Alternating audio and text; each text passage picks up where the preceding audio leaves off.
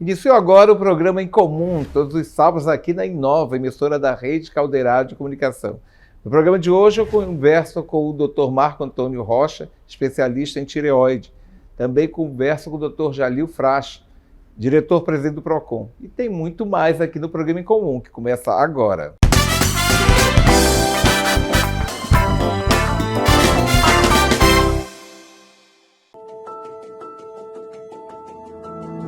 Se ensinamos respeito, cultivamos igualdade.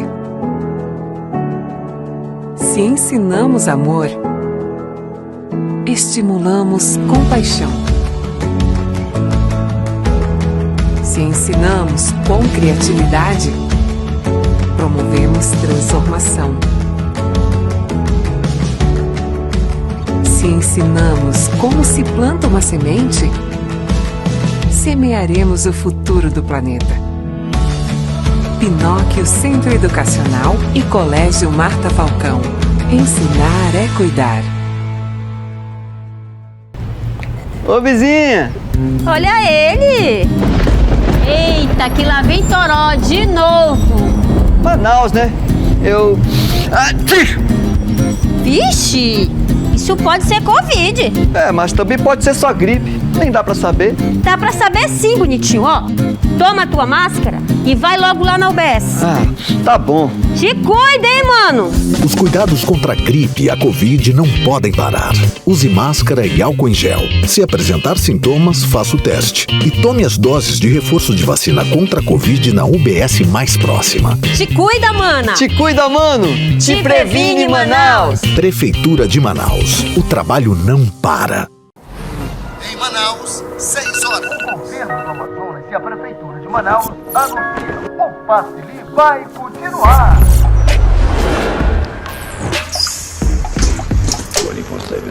7, 6, 7.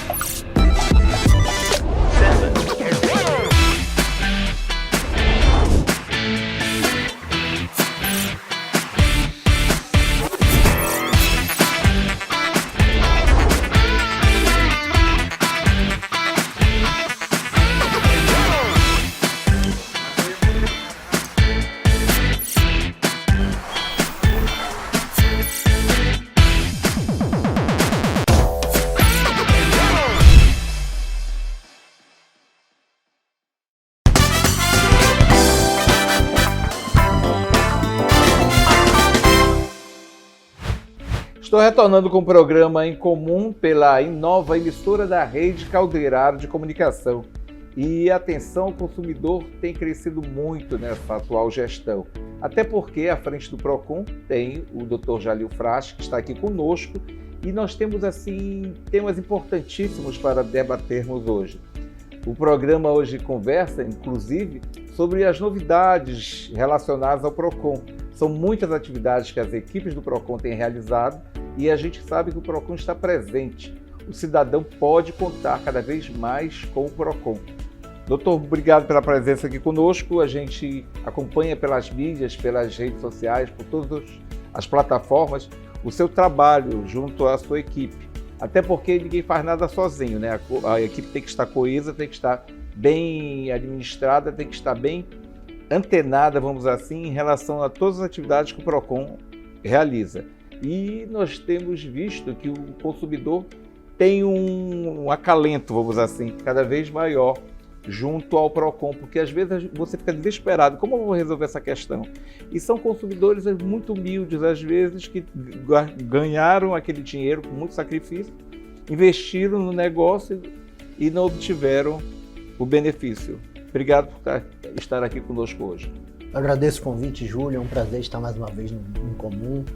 É um programa que eu tenho muito carinho e essa gestão, que como você tem colocado, que tem olhado para o consumidor, ela tem um comandante. Esse comandante tem nos direcionado para o barco, nos direcionado para locais onde a gente possa de fato atender a população. As determinações são claras, atender às demandas da população. E aí eu não posso deixar de falar que a população tem que confiar no nosso trabalho, senão ela não leva até o PROCON a demanda dela. Então, esse trabalho de confiança está sendo construído ao longo desses 3 anos, 4 anos, e essa confiança é trazer a população para o lado do PROCON, para o lado do governo do estado. É muito importante que os serviços do governo do estado cheguem até quem precisa, quem mais precisa, que é a população amazonense. O PROCON tem desempenhado isso ao lado de outras secretarias, de forma integrada, de forma conjunta, como marca de gestão. Uma gestão integrada é uma gestão que atende a população da melhor forma possível.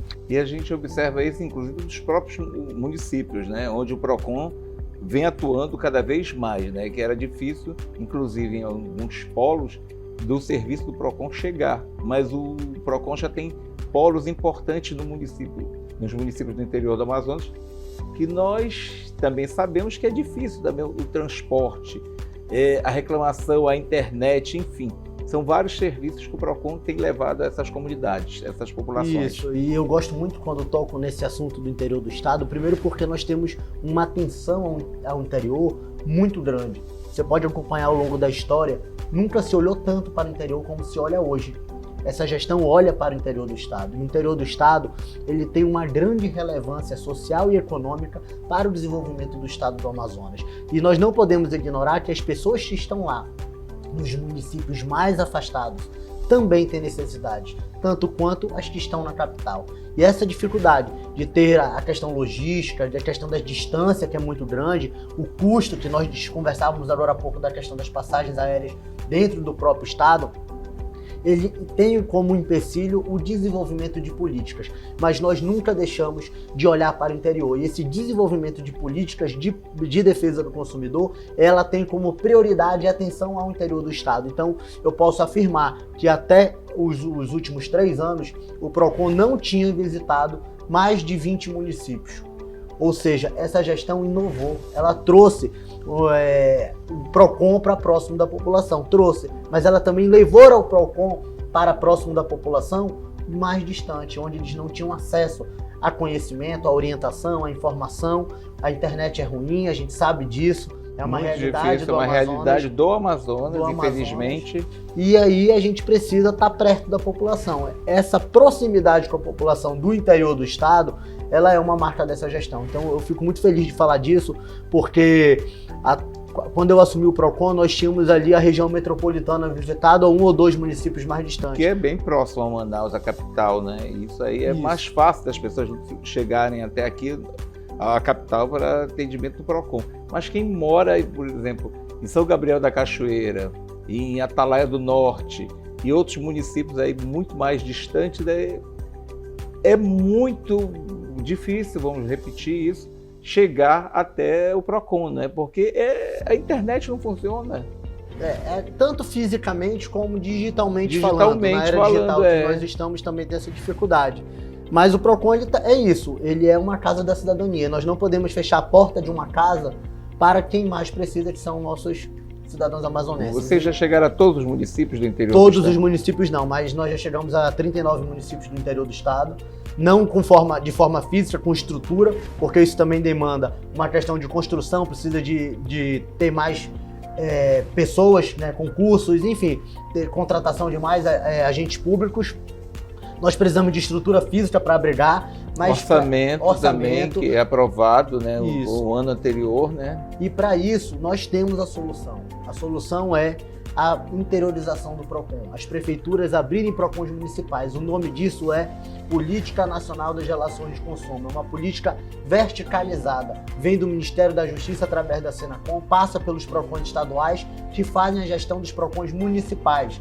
E aí a gente tem que deixar claro que a necessidade da expansão dos PROCONs municipais no Amazonas, ela é de grande valia, porque esses municípios mais distantes, nós temos mais dificuldade de chegar. Mas se a prefeitura abrir o PROCON municipal, o PROCON vai estar lá a todo momento, atendendo toda hora. Então, essa parceria, prefeituras municipais e governo do estado, ela é fundamental para o desenvolvimento dessa política de assistência à população, que é o caso que o PROCON faz. Ele assistencia a população, o consumidor, que é mais vulnerável na relação de consumo e precisa de alguém que lute por ele. E esse é o nosso papel, lutar pelos consumidores. Quais são as principais reclamações que existem no interior do estado? Internet, energia elétrica, não foge muito. É a mesma situação que existe na capital também, né? E a gente tem um agravante em algumas reclamações em relação ao interior, que aqui também tem o preço da gasolina, mas a gasolina no interior, dadas as questões logísticas, ela é muito mais cara do que na capital. Muito mais cara. Eu vi em Atalaia do Norte, onde a venda da gasolina é feita em garrafa PET, né? A pessoa compra lá na garrafa PET. Pela legislação nem pode ser nem comercializado pode, dessa mas forma. é a única maneira que as pessoas têm de abastecer seus veículos com a garrafa PET. Né? Então, essa comercialização nesse formato de gasolina também não é permitido, mas a gente sabe da realidade do Amazonas. E é por isso que é necessário que haja essa interiorização do PROCON, para que todas as demandas sejam atendidas. É como você perguntou, quais são as principais demandas? Energia, preço das coisas, alimentos, gasolina, produtos de primeira necessidade também tem aumentado muito. Isso não é no interior do estado, o interior aumentou ainda mais, mas nós temos que falar da questão da inflação no Brasil, Sim. da questão econômica que tem influenciado na vida dos brasileiros e feito com que nós tenhamos pago aí em produtos como a cesta básica, a gasolina, valores muito mais altos. É fato que agora estamos numa sequência de ações para baixar o preço do combustível, que é um assunto sempre muito espinhoso, que todo ano, todo momento a gente está trabalhando. Não podemos deixar de falar da redução do ICMS, é um movimento que o governo do estado fez com sacrifício para benefício da população. Houve uma diminuição na arrecadação de 7%, que saiu de 25% para 18%, mas também houve uma baixa no preço do combustível e quem tem sido beneficiado somos nós, consumidores finais. Então é necessário que haja esse tipo de medida e o PROCON tem um papel fundamental nesse processo, que é fiscalizar se está chegando essa redução. Recentemente a Petrobras reduziu ainda mais o preço do combustível, as ações continuarão a todo vapor, visando garantir que a população receba de forma eficiente, de forma prática, as reduções que a Petrobras e todo o sistema que tem sido implantado para melhoria no preço da gasolina em si, chegue à população. Por que as passagens aéreas são tão caras para o interior? Alguns municípios assim, os preços são surreais, né? Chegam a ser surreais, né? Quando a pessoa usa um transporte aéreo. Por que isso acontece? A gente às vezes não consegue entender, nós que somos leigos, né? Mas vocês que trabalham no PROCON devem ter um entendimento em relação a isso, né? Isso. O sistema de preço ele é construído de forma livre no Brasil. A Constituição Federal, no artigo 170, ela traz tanto a defesa do consumidor quanto a livre iniciativa. Então, a liberdade econômica está prevista na nossa Constituição.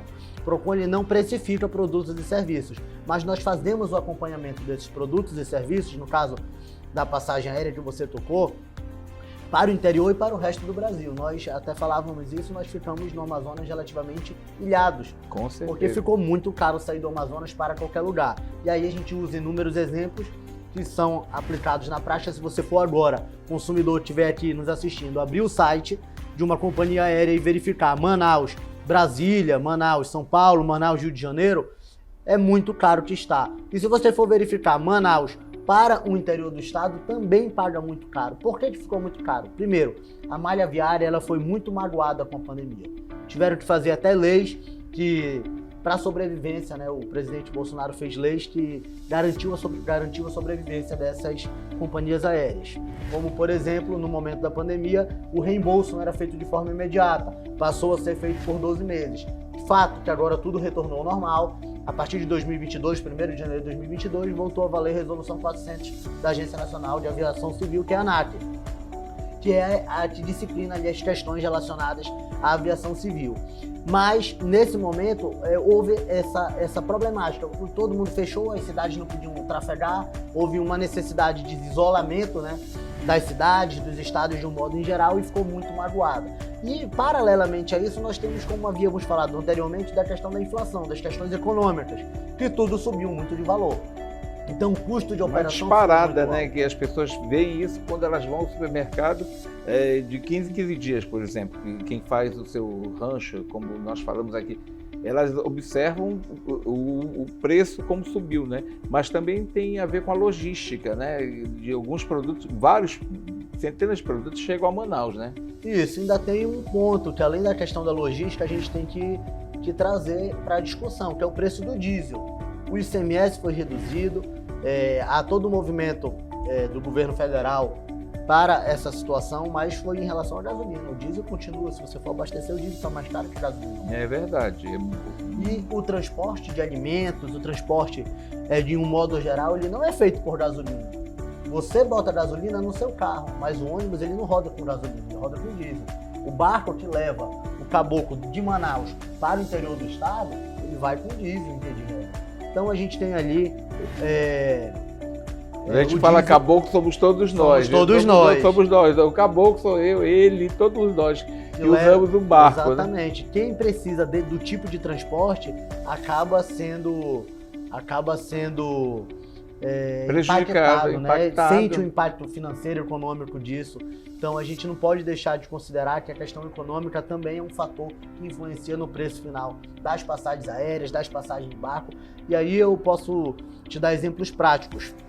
Uma passagem de barco que custava de 100, 150 reais, hoje é o dobro, 300 reais.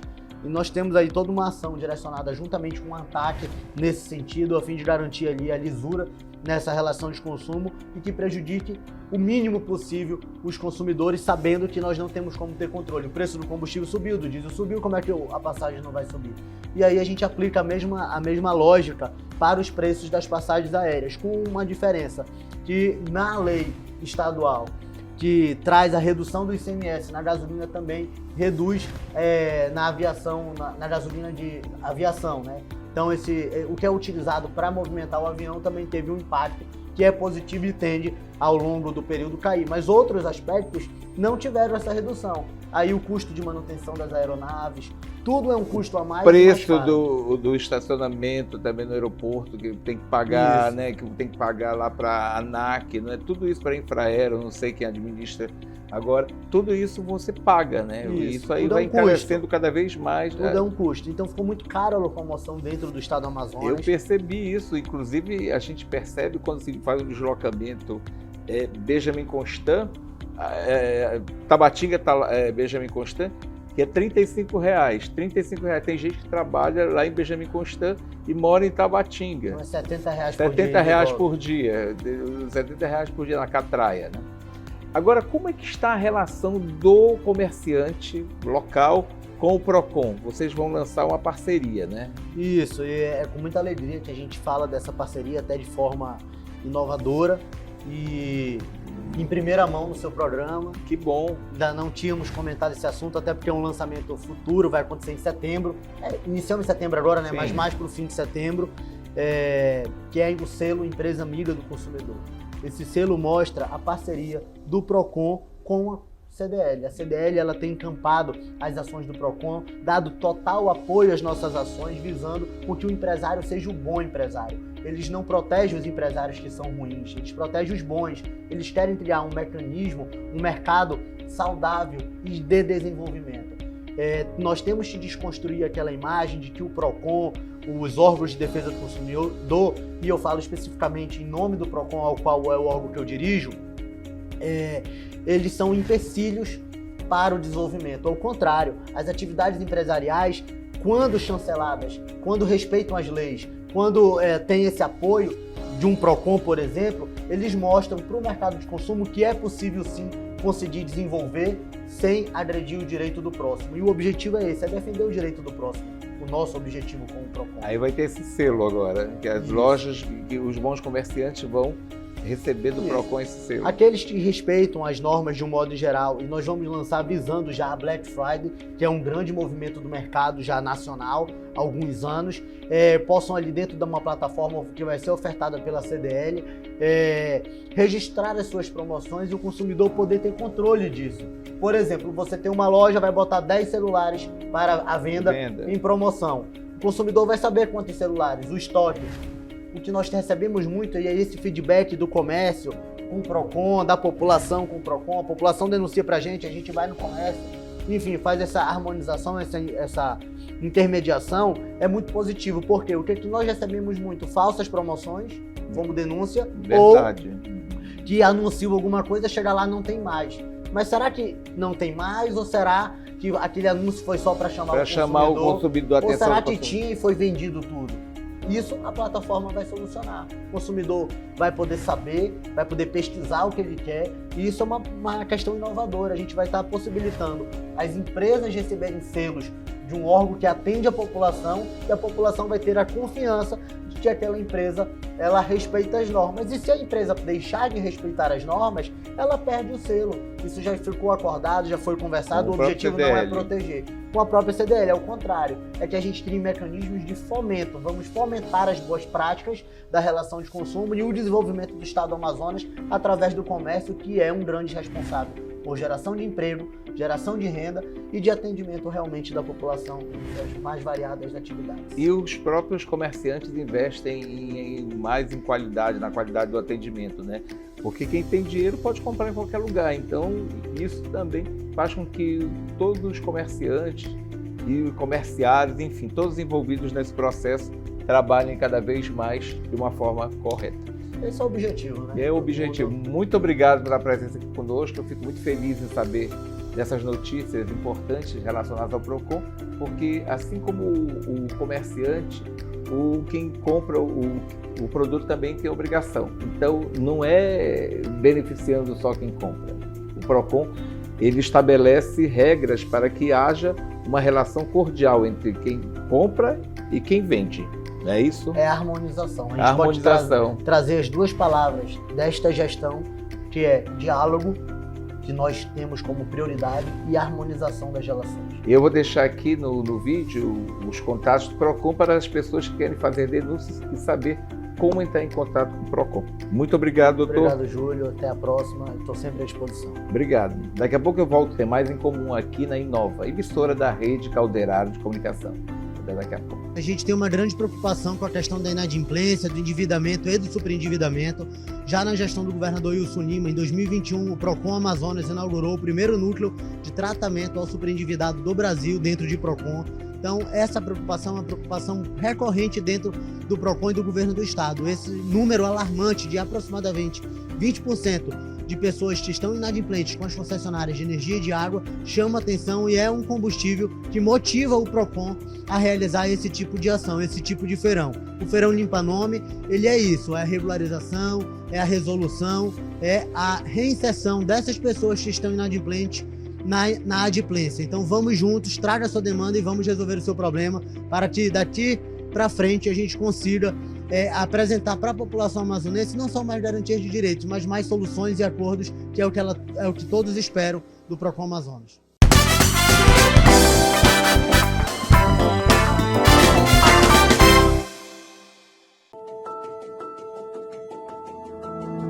Se ensinamos respeito, cultivamos igualdade. Se ensinamos amor, estimulamos compaixão. Se ensinamos com criatividade, promovemos transformação. Se ensinamos como se planta uma semente, semearemos o futuro do planeta. Pinóquio Centro Educacional e Colégio Marta Falcão. Ensinar é cuidar. Ô vizinha! Olha ele!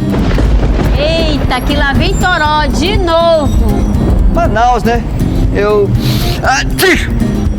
Vixe! Isso pode ser Covid! Mas também pode ser só gripe. Nem dá pra saber. Dá pra saber sim, bonitinho, ó. Toma a tua máscara e vai logo lá na UBS. Tá bom. Te cuida, hein, mano? Os cuidados contra a gripe e a Covid não podem parar. Use máscara e álcool em gel. Se apresentar sintomas, faça o teste. E tome as doses de reforço de vacina contra a Covid na UBS mais próxima. Te cuida, mana! Te cuida, mano! Te previne, Manaus! Prefeitura de Manaus. O trabalho não para. Em Manaus, 6 horas. O governo do Amazonas e a Prefeitura de Manaus anunciam o Passe Livre vai continuar. 24/7. 7. 6. 7. 7.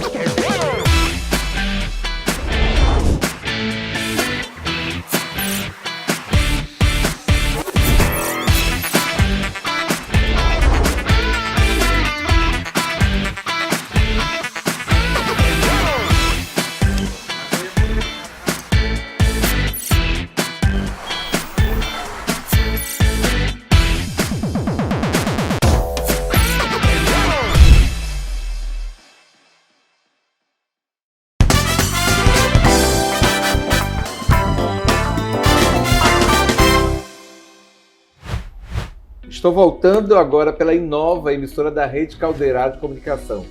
Existem doenças que a gente não gosta de falar, principalmente quando é relacionada a alguns tipos de câncer, são relacionados a alguns tipos de câncer. Às vezes a gente evita, tem gente que não fala na doença, mas eu sempre considero o câncer uma doença democrática, vamos dizer assim. Ela não escolhe quem vai atingir, porque de um dia para o outro você pode ser detectado, você pode receber um diagnóstico que você está com câncer. Então as pessoas se apavoram, não sei por que esse medo tanto de morrer, porque a única certeza que a gente tem na vida, no meu entender, é que um dia a gente vai morrer. A gente não sabe qual é o dia, mas a gente pode morrer de câncer, a gente pode morrer atropelado. Tem gente que não morreu de câncer, apesar de ter a doença, mas não morreu de outra doença, enfim. Isso aí são questões que só o grande arquiteto do universo pode responder. Mas eu estou aqui com um especialista em cabeça e pescoço, o Dr. Marco Antônio Rocha, foi o que me operou há 9 meses. Eu faço questão de ressaltar isso, porque há 9 meses, quando eu entrei no centro cirúrgico e não tinha consciência de que a tireoide é importante para todo o organismo, e todo mundo dizia assim, não, é um câncer fácil, não, isso aí é besteira, isso aí você tira e vive feliz pro resto da vida. Feliz a gente vive, sim, porque passou por uma fase difícil. Mas não é bem assim, nós temos que dar importância para a tireoide. Existem campanhas mundiais em relação a vários tipos de câncer, de mama, de ovário, de reto, enfim. Que a celebridade, mas ninguém fala de tireoide, parece que a tireoide, não, eu me operei da tireoide, todo mundo, é fácil, doutor Marco Antônio. Mas não é bem assim, não. Obrigado por estar aqui conosco mais uma vez. E eu queria conscientizar a população que este é um exame necessário para todos nós. Bom, Júlio, mais uma vez é um prazer estar aqui contigo. Obrigado por estar aqui conosco. Uma oportunidade de conversar sobre esse assunto. Tireoide. Tireoide com você. Eu gostei muito do que você falou, de que o câncer é uma doença democrática. Sim, é uma doença democrática. E é mesmo, realmente. Ele dá em homens e mulheres, assim. O câncer de cabeça e pescoço, principalmente o relacionado à tireoide, ele realmente é democrático, ele dá em todas as faixas etárias, com predomínio realmente a faixa etária acima dos 40 anos. Mas assim, é uma doença realmente que é pouco conhecida pela sociedade, é pouco divulgada, né, o câncer de tireoide. Não existem campanhas, né, maciças, né? Apesar do câncer de tireoide ele ser o 5º lugar em incidência de câncer no Brasil, e nos Estados Unidos realmente está aumentando bastante, aumentou muito a incidência de câncer de tireoide. Você tem tido muito mais diagnóstico, tanto nos Estados Unidos como aqui no Brasil. E há 5 anos atrás, pegando o gancho do que você falou, né, das campanhas, a Sociedade Brasileira de Cabeça e Pescoço instituiu o Julho Verde. O Julho Verde já tem 5 anos em que é um mês em que você uma série de ações, né? Uma série de ações de divulgação e de triagem de pacientes, principalmente do Sistema Único de Saúde, voltados para o diagnóstico precoce desse tipo de câncer. Mas não há uma divulgação maciça, vamos dizer assim, porque nós observamos que é muito tímida ainda a divulgação desse tipo de problema no organismo. E eu, a partir de agora, eu considero a tireoide como se fosse o filtro do corpo humano, né? Tudo passa pela tireoide. Às vezes você não se percebe, mas até o humor, quando você retira a tireoide, é atingido, né? Tem dias que você está mais bem-humorado, tem dias que você está menos humorado, né? Então, tem dias que você está com disposição, tem dias que você não está com disposição. Eu ouvi relatos de pessoas que amanhecem assim super felizes porque tomaram o seu medicamento, né? O seu hormônio. Mas chega ao meio-dia, elas parecem que vai desligando a pilha, sabe? É muito comum isso, doutor, depois que você retira a tireoide? Então, a tireoide, ela é considerada, Júlio, a glândula mestra do organismo. É como se fosse um maestro com uma batuta. Regendo a orquestra. Exatamente. Ela é que modula todo o metabolismo do corpo, o funcionamento de todas as células do corpo. O hormônio que ela produz, ela modula como a célula vai se comportar. Se ela vai se comportar normalmente ou se ela vai diminuir o seu metabolismo. Então a tireoide ela tem esses extremos, o extremo de produzir muito hormônio, ou de produzir pouco hormônio, ou de estar normal, que é o que a gente chama de eutireoidismo, né? E quando você tira a glândula tireoide, né, num procedimento cirúrgico, você precisa repor, e graças a Deus hoje a gente tem hormônios para isso, antigamente a gente não tinha, né? Hoje a gente era mais difícil, muito mais difícil operar a tireoide antigamente, porque o paciente invariavelmente entrava numa situação de hipotireoidismo, que é uma diminuição muito grande do metabolismo, e aí causa diversos problemas muito graves para o paciente. Graças a Deus hoje a gente tem o hormônio, né, que é o hormônio sintético, que a gente ele é de fácil administração, porque ele é um comprimido por dia, você toma em jejum, e ele consegue mimetizar a glândula de forma oral mesmo, tomando o comprimido todo dia. Só que assim, quando você faz a tireoide, você precisa de um tempo para regularizar o hormônio de acordo com as tuas necessidades. Tanto que para isso existe um espectro de doses muito grandes de apresentação para esse hormônio, justamente para a gente poder fazer essa sintonia fina. Essa sintonia fina é que leva algum tempo. Que o organismo reconheça que aquilo é sintético, né? Que ele absorva, que não é mais produzido por ele, né? Que é algo que vem sendo colocado ali para que ele possa funcionar perfeitamente, né? Exatamente. Por exemplo, a gente faz uma modulação do hormônio de acordo com o peso do paciente. Só que tem pacientes, por exemplo, que eles precisam de uma dose um pouquinho a mais. E tem pacientes que precisam de uma dose um pouquinho a menos. E é isso que a gente precisa fazer no pós-operatório para deixar o paciente equilibrado. E muitas vezes a pessoa não se preocupa com isso, sente com uma série de problemas no corpo e acaba achando que aquilo ali é normal, né? Aquilo ali é normal, é que é de outro problema, quando na realidade a tireoide está reagindo à sua retirada, né? Exatamente. A sua retirada do corpo, né? Exatamente. Ou ela reage, por exemplo, se a pessoa está tomando um hormônio com uma dose errada para mais, ele fica ligadão, entendeu? Ele não dorme direito, tem insônia, entendeu?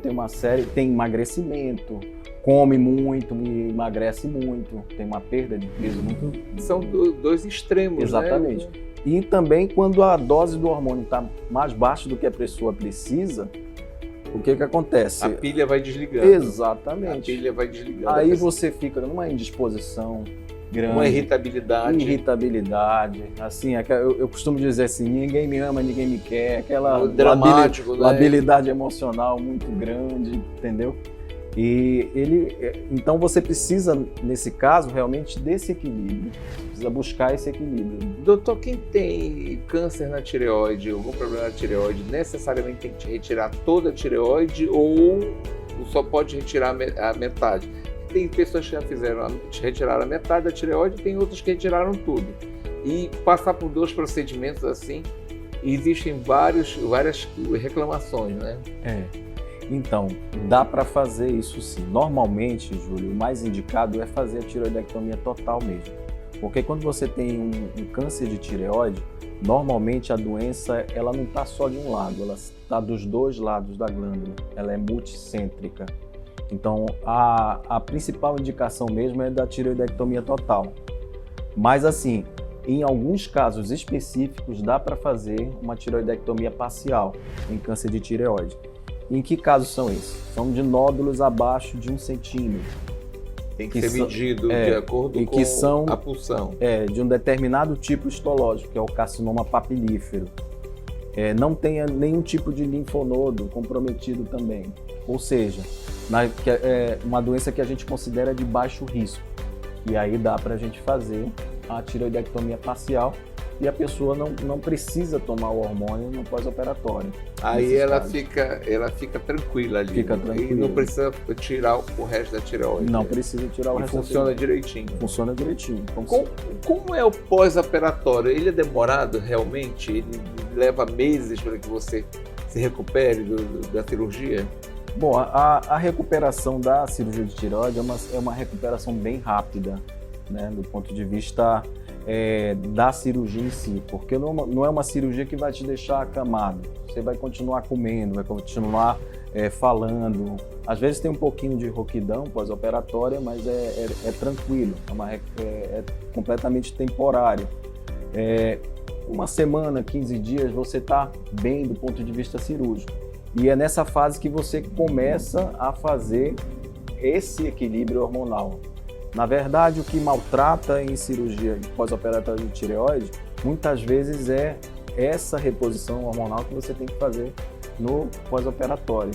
E o senhor falou inicialmente que pode, geralmente, aos 40 anos, você pode ser diagnosticado, mas existem pacientes muito jovens já foram diagnosticados com tireoide? Existem. Adolescentes, por exemplo? Adolescentes, sim. O câncer de tireoide, ele normalmente está em 2 espectros de idade. Ou no paciente acima de 40, 50 anos, ou no bastante jovem, abaixo dos 20 anos. Normalmente, o paciente que é diagnosticado nessa faixa etária mais jovem, o câncer, a gente diagnostica um câncer mais agressivo. Ele é mais agressivo? É mais agressivo quando o paciente é jovem. Normalmente, quando nós diagnosticamos, o paciente já tem metástase para linfonodo, eles têm uma característica de mais agressividade. Eu perguntei isso porque eu tive conhecimento de um menino de 21 anos, um rapaz de 21 anos, que teve câncer da tireoide e ele, vamos falar na linguagem popular, enraizou para os membros superiores. Aí eu disse, mas como que todo mundo diz que é um câncer assim tranquilo, mas como é que ele enraizou? Na linguagem popular, né? Não é numa linguagem técnica. Ele atingiu os membros superiores do paciente. Isso acontece porque ele, na infância e na adolescência, ele tem realmente essa característica muito mais agressiva de crescimento. Então, assim, ele dá muito mais metástases para os gânglios linfáticos, com mais rapidez e com mais agressividade também. É por isso que, muitas vezes, quando a gente faz o diagnóstico, nessa faixa etária, o paciente realmente já está com muita metástase em outros locais, inclusive no pulmão também. É preciso fazer sempre um tipo de check-up em relação a esse tipo? Quem tem DNA relacionado a câncer de tireoide? Não exatamente. Porque a gente pode ter herdado, eu herdei a diabetes, sim. Mas a gente pode herdar, vamos ver entre aspas. Existe câncer de tireoide familiar, sim, que é um tipo histológico específico. Graças a Deus, ele é um câncer muito raro, corresponde a 5% dos cânceres de tireoide, que é o carcinoma medular da tireoide. Ele realmente é uma mutação do cromossomo 10 e ele passa de pai para filho mesmo. É impressionante isso, né? Porque às vezes a gente não sabe, mas você teve uma doença que é genética, né? Eu vou fazer um breve intervalo comercial, daqui a pouco retorno conversando com o Dr. Marco Antônio Rocha sobre tireoide, um dos problemas mais graves que existem, mas que as pessoas não dão atenção à tireoide. Ela fica lá, não sei, a gente nem procura entender o que é tireoide, mas eu te trouxe hoje exatamente isso aqui, esse assunto, para que a gente possa aprender um pouco mais e despertar o interesse quando formos procurar o médico para outro tipo de exame. Daqui a pouco eu volto.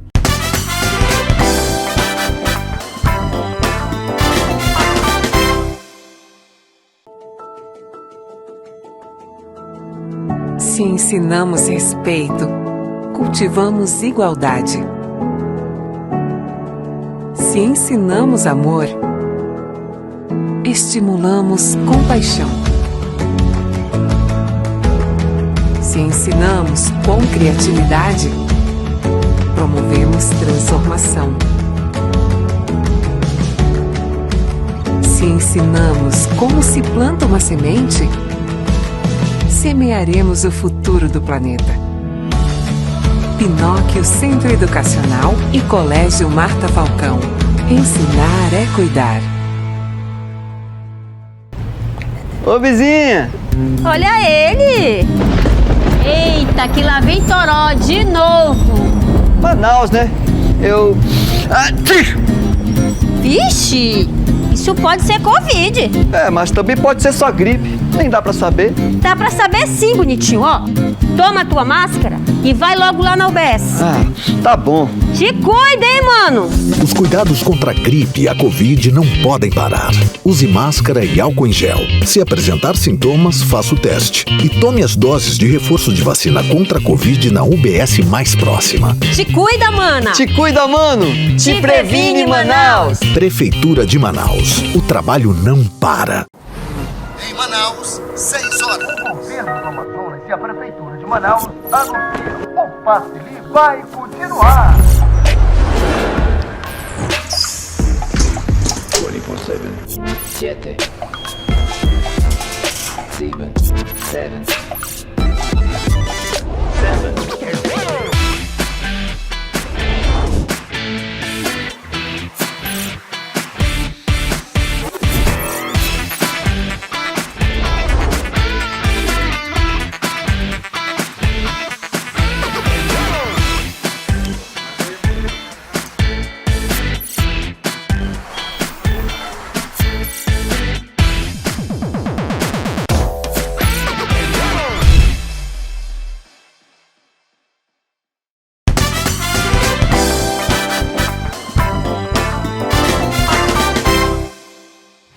Estou retornando pela nova emissora da Rede Caldeirada de Comunicação com o Dr. Marco Antônio Rocha. A gente está abordando tireoide. Tireoide é um dos órgãos do nosso corpo muito importantes, mas a gente não dá atenção necessária. A gente diz assim, tireoide, não, eu já ouvi falar, mas ninguém vai pesquisar, ninguém vai procurar um médico, ninguém vai buscar um exame. Infelizmente, essa é a mentalidade mundial. Não é a mentalidade do Amazonas, não é uma realidade só do Brasil, é mundial. Às vezes a gente, isso aí a gente retira e fica tudo bem. Doutor, a gente queria saber, um questionamento meu próprio, se existem essa herança, ela pode se desenvolver, essa herança ou não. A gente pode ter ou não câncer de tireoide, se você tiver a genética. Então, Júlio, o câncer de tireoide, ele é considerado, a grande maioria dos cânceres de tireoide são considerados cânceres esporádicos, que nós adquirimos ao longo da vida. Não é genético. Não então. é genético, só uma pequena porcentagem de câncer como de tireoide. Como o senhor já havia falado, explicado. São realmente de origem genética, que é uma mutação do cromossomo 10. É um câncer de um tipo específico e bastante agressivo, né? Que é o carcinoma medular do tireoide. Mas assim, a grande maioria são cânceres que a gente considera, são cânceres bem diferenciados, têm um comportamento indolente, eles crescem muito devagar, tanto que assim, a gente se surpreende, as pessoas se surpreendem, poxa, mas eu faço módulo de eu faço ultrassom de tireoide uma vez ou outra e não detectei esse câncer, porque ele cresce também muito devagar. Ele é muito indolente. Às vezes ele está ali pequenininho, vai crescendo devagar. Às vezes, por exemplo, um câncer de tireoide, um carcinoma papilífero, ele leva, às vezes, entre 5 e 10 anos para alcançar 1 centímetrozinho, de tão devagar que ele cresce. Quando eu fui fazer o exame para detectar realmente se o tumor era maligno ou benigno, perguntei do médico, já lhe falei, né? Eu vou morrer disso? Ele disse, vai, mas não disso aqui. Porque quando eu detectei a primeira vez, há 5 anos, ele estava muito periférico, não dava, então eu não fiz o acompanhamento necessário. Sim. Como todo bom cidadão, a gente não dá importância, né? Não, isso aí é besteira, isso aí não é nada não, isso é impressão da cabeça da gente. E o médico falou para mim no laboratório, não, vai morrer, mas não disso aqui. Então a gente às vezes fica assustado com o resultado relacionado à tireoide. Quem teve câncer de tireoide pode ter outros tipos de câncer no mesmo momento também? Pode dar uma metástase, pode desenvolver em outras partes do organismo? Pode sim. Tanto que assim, quando você tem câncer de tireoide, a gente precisa de um tempo de acompanhamento, porque existe a possibilidade desse câncer ele migrar, né? Ou então já está acestado em outro órgão. O principal do câncer de tireoide são nos gânglios linfáticos do pescoço e também no pulmão. É por isso que a gente faz um acompanhamento relativamente longo, entre 5 e 10 anos, de carcinoma papilífero, mesmo porque ele tem realmente esse comportamento de crescimento muito vagaroso e muito indolente.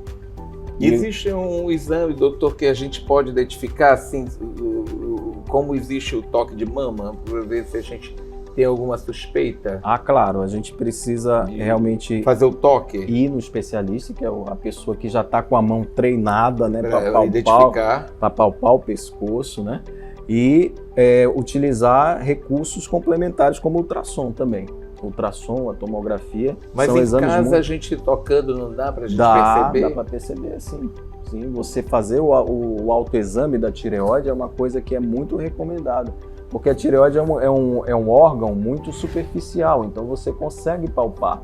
Se você tiver um nódulo acima de 1 centímetro, 1,5 centímetros, você vai conseguir palpar ele. Se ele for durinho e tal, você consegue realmente ter essa capacidade de se autodiagnosticar. Então isso é uma coisa até muito indicada, é o autoexame da tireoide. Tem gente que começa a ter problemas gástricos, né, em relação à comida, né, que ingere, né?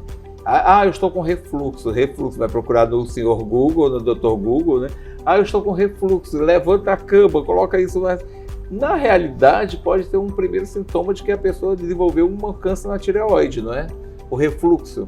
Aí a pessoa, eu estou com dificuldade de engolir, a minha garganta está inflamada. Muito pelo contrário, já é a doença se manifestando de uma forma rápida, não é? Pelo que eu entendi. Então, como a localização da tireoide é aqui no pescoço, assim, abaixo do que a gente costuma falar no popular de pomo de Adão. Como nos homens, né? Exatamente, nos homens. Então ela fica na frente da traqueia, que é o que leva ar até o pulmão, e também na frente do esôfago, que é o canal que leva o alimento da boca até o estômago.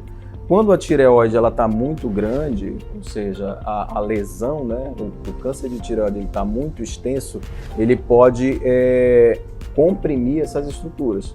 Tanto a parte da traqueia quanto a parte do esôfago. Você tem dificuldade de engolir, de respirar, de dormir. A pessoa pode ter esses sintomas respiratórios, com dificuldade mesmo para respirar, e quando ele vai deglutir um alimento sólido, ele pode sentir também uma certa dificuldade. E assim, quando o tumor ele é muito extenso, né, que não é o caso da maioria dos tumores, você pode ter o sintoma da rouquidão também. Você amanhecer rouco de uma hora para outra, né? Só que é uma rouquidão persistente, não é só aquela temporária, né? Não é temporária, não. Uma rouquidão realmente, ela se instala ali e ela fica persistente, entendeu? E tem gente que às vezes pensa, eu estou gripado, eu estou resfriado. Muito pelo contrário, é a doença se manifestando de uma forma lenta, não é? Pode ser. Ou rápida ou lenta, né? Depende muito do organismo. Porque, assim, o câncer de tireoide ele é completamente silencioso. Então, assim, esses sinais aí, por exemplo, essa dificuldade de respirar, essa dificuldade de deglutir, uma rouquidão que não passa, né? E você palpa alguma coisa endurecida no pescoço, você tem que realmente procurar. Agora, existem alguns tipos de alimentos que prejudicam, que aceleram esse problema da tireoide ou não? Isso aí é fantasia? Não tem. Ele não está relacionado com a alimentação. Tem gente que diz assim, é o consumo exagerado de hormônio nos alimentos fabricados, né? Nos alimentos enlatados, enfim. São tantos comentários que a gente ouve e a gente observa que se preocupa. Muita gente tem a preocupação, vão comer só alface, vão comer só cenoura, vão comer... Enfim, a alimentação influencia, né, na tireoide? Não, os estudos que a gente tem, a gente não consegue correlacionar algum tipo de hábito alimentar específico com o aparecimento do câncer de tireoide. O que nós temos assim realmente muito claro em relação ao câncer de tireoide como causador do câncer de tireoide é a radiação ionizante. É aquele profissional, por exemplo, o profissional que trabalha, né, com radiação, o radiologista, o técnico de radiologista, todo profissional que tem essa exposição ocupacional, né, à radiação, ele precisa tomar muito mais cuidado com a tireoide, porque claramente a tireoide é o órgão que está mais exposto É o trabalho dele, né? É o trabalho no dele. dia a dia, na função que ele exerce, né? E todo mundo que tem câncer de tireoide, faz cirurgia, tem que passar por uma radioterapia, iodoterapia e outro procedimento assim, mais agressivo, ou não? Não, o câncer de tireoide, o principal tratamento do câncer de tireoide é a cirurgia. E nós temos uma só terapia adjuvante, que é a iodoterapia, que é uma terapia-alvo que vai para aqueles restos celulares que a cirurgia não consegue ver a olho nu. Ele vai fazer uma ablação desses restos celulares. E depois do exame que você faz, né, que você passa naquele equipamento, identifica que você não tem mais nenhum problema no organismo. Então. Exatamente. E é uma dose que praticamente as pessoas pensam que não tem, abre a boca e coloca ali, mas muito pelo contrário, ele tem uma função específica que é acabar com essas metástases, possíveis metástases. Exatamente. Ele vai exatamente no alvo onde tem a célula folicular, que é a célula da tireoide. É uma terapia completamente específica. E ninguém perde cabelo, ninguém fica... Não. Fica uma série de organismo para organismo, é muito... a reação é muito diferente, né, de organismo para organismo, né? A gente tem que falar isso porque você tem que ficar isolado, você não pode ter contato com mulheres grávidas, você não pode ter contato com crianças até 10 anos, enfim. São muitos cuidados que você você adota durante a iodoterapia, né? Exatamente. A iodoterapia, a célula da tireoide, ela é a única célula do corpo nossa que capta o iodo da nossa alimentação para produzir o hormônio. E aí a gente fornece para ela um ardil. Na verdade, a gente tirou a glândula tireoide e tem aqueles restos celulares que nós não conseguimos ver olho nu. Então nós estimulamos essa célula, ela fica ávida por iodo, só que a gente dá um iodo para ela que é um iodo radioativo. Pra o iodo 131 para matar. Ela coloca esse iodo para dentro dela e morre. Agora que eu entendi. Quem fez tireoide, quem fez a cirurgia de tireoide, pode comer todos os tipos de alimentos depois de passar por esse procedimento? Por exemplo, não se recomenda muito comer frutos do mar, né? Existem consumo exagerado de frutos do mar. Mas a pessoa que é apaixonada por frutos do mar, o que acontece na vida dela pós-cirurgia? Porque a alimentação muda toda, né? Sim, sim. Nada de muito azeite de dendê, enfim, pelo que eu observei. Sim. Eu estou falando com o próprio laboratório próprio, né? Sim, laboratório. É o meu próprio laboratório, a própria né? experiência. Levando informações para a população. Sim. Essa preparação, Júlia, ela é necessária porque na medida que você quer estimular essa célula a pegar iodo, né, que é o iodo 131, você precisa também ter uma dieta pobre em iodo. Mas depois da cirurgia? Não, depois da cirurgia, na preparação para fazer a complementação, que é a iodoterapia. Só nesse período. Então, assim, o que tem iodo na nossa alimentação? É o sal, que o sal é iodado desde a década de 70. É uma coisa Do desesperadora. mar, né? É um momento desesperador a falta de sal na vida da gente. Exatamente. Mas é só nesse período que você está se preparando para fazer iodoterapia. Depois da iodoterapia, a tua alimentação pode ser completamente normal. Não existe nenhuma restrição alimentícia. Nenhuma restrição alimentícia. A pessoa só tem que saber se não tem outro problema, se não tem diabetes. Exatamente. Porque não vai consumir um pote de sorvete, né? Não, aí vai dizer certeza, foi por causa da tireoide que subiu o meu açúcar, né? Exatamente. Quais são as recomendações para uma vida saudável pós-câncer de tireoide? que o senhor faz? Bom, primeiramente, pós-tireoidectomia, o que você precisa mais realmente é mimetizar a glândula. Você vai mimetizar a glândula, você tomando a tua dose de hormônio de forma religiosa. Religiosa, todo dia, não esquecer, porque é essa dose que vai fazer com que o teu organismo se equilibre, ele fique com equilíbrio hormonal. Então esse é o principal. Falando de câncer de tireoide, você pode ter uma vida completamente normal, né? E você precisa manter o teu acompanhamento, né, periódico para fazer o exame físico, fazer um controle ultrassonográfico do pescoço, né? O raio-x de tórax e alguns exames laboratoriais que vão medir o teu hormônio e o teu nível de tireoglobulina dentro do corpo. E assim, na verdade, Júlio, assim, não altera muito tua vida, não. Entendeu? A única alteração da tua vida é realmente a introdução... É o acompanhamento, né? É o acompanhamento, né? E essa introdução dessa medicação específica, que é para te equilibrar do ponto de vista hormonal. Doutor Marco Antônio trouxe o senhor aqui para mostrar para o telespectador que a gente pode sim ter uma vida saudável após a retirada da tireoide. Sim. Quando a pessoa recebe a notícia, ela fica impactada, achando que já está ali praticamente à beira da morte, né? Mas, muito pelo contrário, se a doença foi detectada de uma forma muito rápida e ela se desenvolve de uma forma muito lenta, então quando você tem um especialista que mostra ali que você tem que fazer a cirurgia, é importante isso, a gente não tem que ter medo, a gente tem que enfrentar o dia a dia, porque a única certeza que a gente tem na vida é que um dia a gente vai morrer. Agora, de que forma a gente vai morrer já é concorrer muito com as previsões que Deus fez para a nossa passagem pelo plano humano. Exatamente. Aí não dá para concorrer com as previsões de Deus, não. Isso aí nem a medicina consegue, né? Exatamente. Eu queria frisar, Júlio, é que assim, as patologias de tireoide, elas são tratáveis. Nós temos tratamentos muito bons, né? Mesmo o câncer de tireoide, a gente tem um índice de cura muitíssimo alto. A gente cura, com um diagnóstico precoce, a gente cura 95%, quase 100% das pessoas com câncer de tireoide. E mesmo quando a gente faz o diagnóstico, o paciente está com doença avançada, a gente consegue ter um controle da doença muito bom.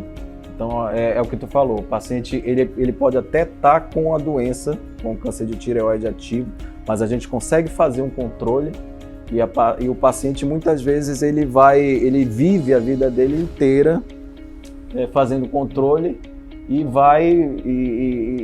falece de outra coisa, não de câncer de tireoide. É o que a gente quer, não que a pessoa morra, né? Que a pessoa tenha uma vida saudável, uma vida tranquila, né? Doutor Marco Antônio, muito obrigado pela presença aqui conosco. É um assunto digesto para o horário, mas a gente tem que aumentar cada vez mais essas campanhas para falar sobre a doença. Muito obrigado. Muito obrigado a oportunidade, Júlio, e assim, conte sempre comigo, tá? Eu não vou deixar estar aqui. Eu não vou deixar a rede social, porque o Dr. Marco Antônio não tem rede social, né? Praticamente não tem. Não tem rede social, mas um dia eu vou convencê-lo a ter rede social. Semana que vem eu volto com mais em comum aqui pela Inova, emissora da Rede Caldeirada de Comunicação. Até a semana que vem.